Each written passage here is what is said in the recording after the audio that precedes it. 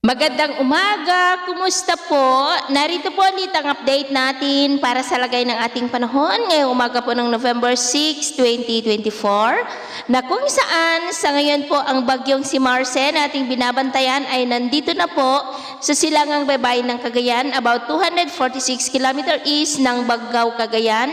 Nataglay na ang lakas ng hangin na maabot po sa 175 km per hour. Bumagal na rin po ang kilos nito pa west northwestward sa bilis na 10 kilometers per hour. At maghapon po ngayon hanggang mamayang gabi ay nandyan pa rin sa silangang baybayin ng Cagayan dahil po sa presensya ng amihan na nandyan sa taas na siya pong pumipigil sa bagyo sa pagkilos pataas at bukas ay kikilos na yan pa westward na banta po dito sa malaking bahagi ng Cagayan, lalo na po dyan sa mga isla ng Babuyan Islands, maging po dyan sa may Apayao at Ilocos Norte. Kung magbago man po ang track ng bagyo ay posibleng mas lalo pa yan na bababa, kaya patuloy po tayong mag-antabay sa mga susunod na updates, lalo na at may posibilidad pa rin na lalakas pa yan into super typhoon base po sa ipinapakita ng ilang mga weather models. At samantala sa binabantayan naman po natin na posibleng kasunod ng bagyong Marce ay may namamataan pa rin dito na posibleng bagyo next week.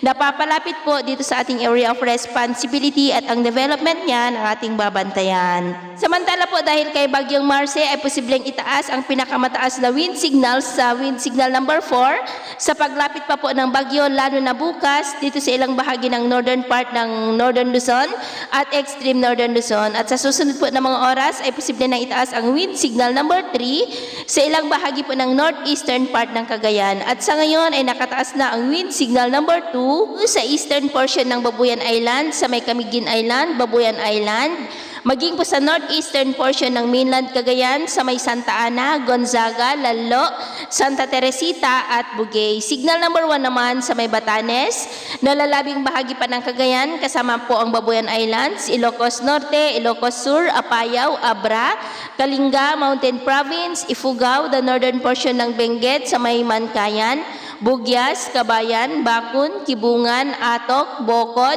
maging po sa may Isabela, Nueva Vizcaya, Quirino, and the northern portion ng Aurora, sa may Dilasag, Kasiguran, Dinalungan, Dipakulaw, Baler, at Maria Aurora. At sa nalalabing bahagi po nating bansa ay generally fair weather naman po tayo.